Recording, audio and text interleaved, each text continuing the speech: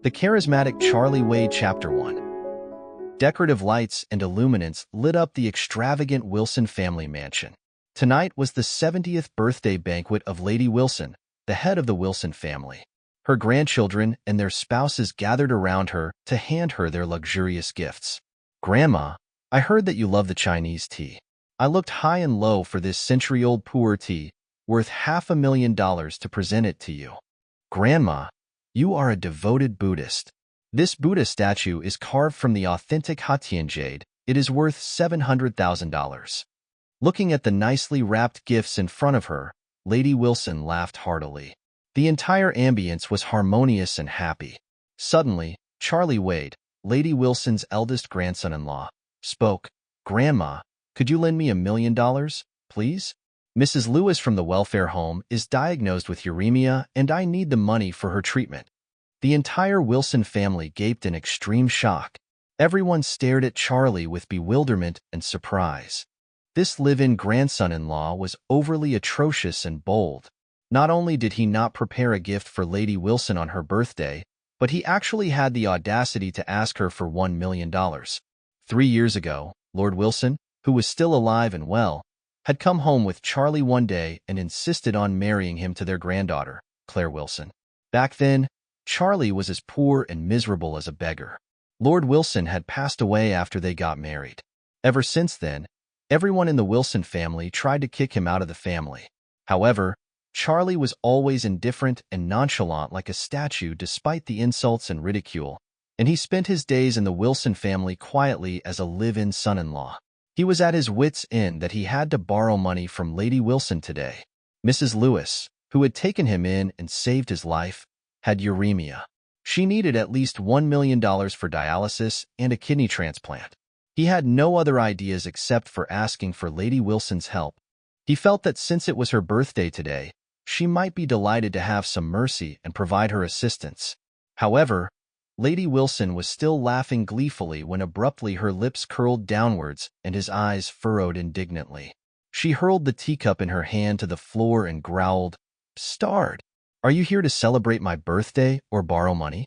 Claire hurried forward and said, "Grandma, Charlie is not thinking straight. Please forgive him." She then pulled her husband aside frantically. At this moment, Wvde, Claire's cousin, sneered in disdain. "Claire, look at the piece of trash you're married to. Gerald is only my fiancé, and we haven't even gotten married yet, but he gifted Grandma the jade Buddha. Look at your good-for-nothing husband.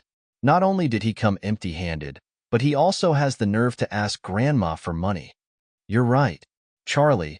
We're both the grandsons-in-law of the Wilson family, but you're such a disgrace."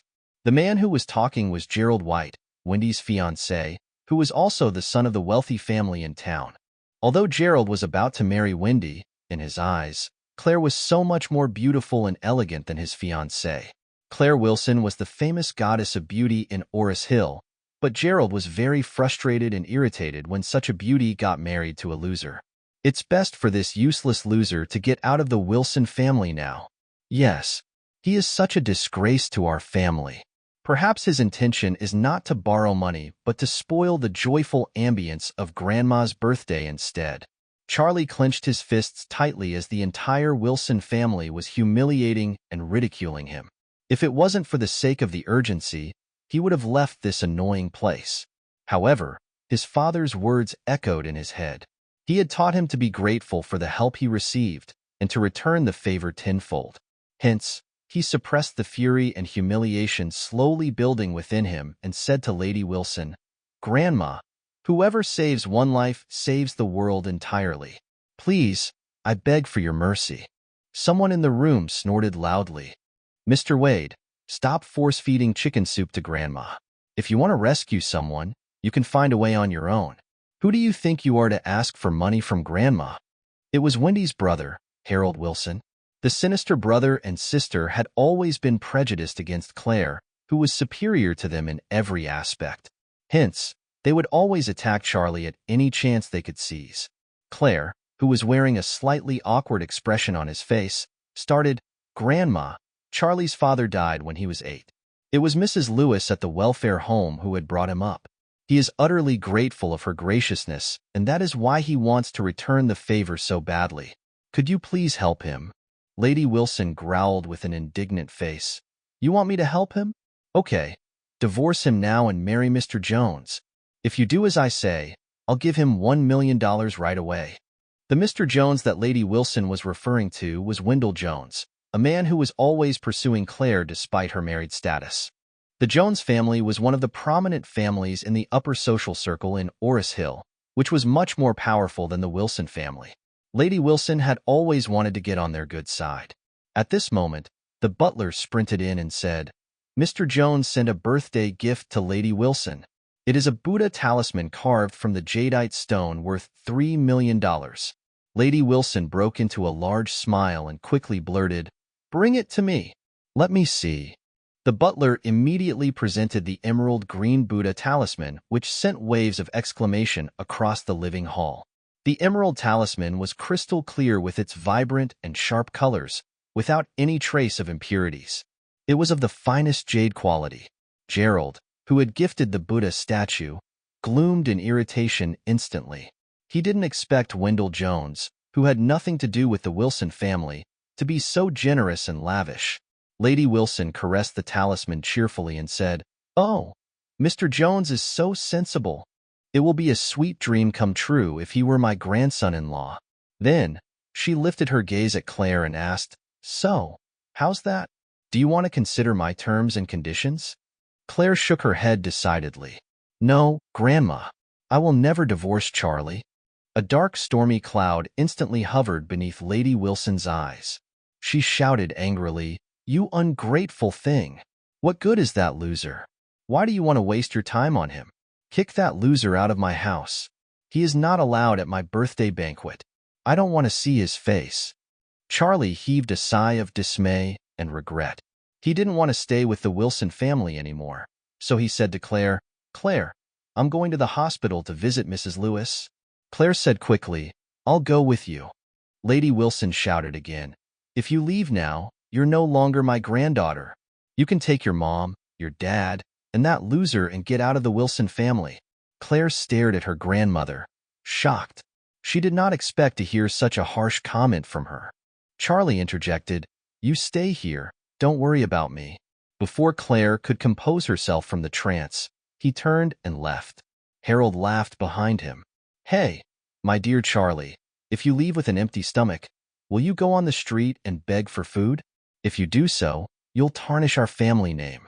Here, I have $1. Go buy a bun or something to eat. Harold produced a $1 from his pocket and threw it at Charlie's foot. The entire family's thunderous laughter echoed across the house. Charlie gritted his teeth in annoyance and left the house without looking back. When Charlie arrived at the hospital, he immediately went to the cashier department to try to negotiate an extension of payment for another 2 days. However, when he approached the nurses, he was informed that overnight, Mrs. Lewis had been transferred to Fairview Hospital, East Cliff's top hospital, for treatment. Charlie gaped in shock and quickly asked, How much does it cost? I'll find a way to settle it. The nurse said, The bill is $3 million in total. $1 million has already been paid. The remaining $2 million needs to be settled without a week. Who covered the $1 million? The nurse shook his head. I have no idea. Charlie frowned in confusion. Just as he turned around to figure it out, a man of about 50 years of age in a black suit with gray hair was standing behind him. They exchanged glances, and the man bowed before him and said, Young master, we've finally found you. Sorry for all the troubles and misery you've suffered for all those years. Charlie furrowed and asked coldly as if he was a completely different person, Are you Stephen Thompson? The man gaped in surprise. Young master, you still remember me. Charlie startled slightly and murmured, Of course I do. I remember each and every one of you. You forcibly drove my mom and dad out of Eastcliff along with me and fled the city. My parents died along the way and I became an orphan. What do you want from me now? Stephen grimaced sorrowfully and said, Young master, Lord Wade was very sad when he learned about your father's death. He never stopped looking for you. Come, let's go home and meet him. Charlie said coldly, Just go. I don't want to see him. Stephen said, Young master, Are you still mad at your grandfather? Of course, Charlie said loudly. I'll never forgive him in my entire life. Stephen sighed dejectedly. Before I came here, the master did say that you will not forgive him. Good.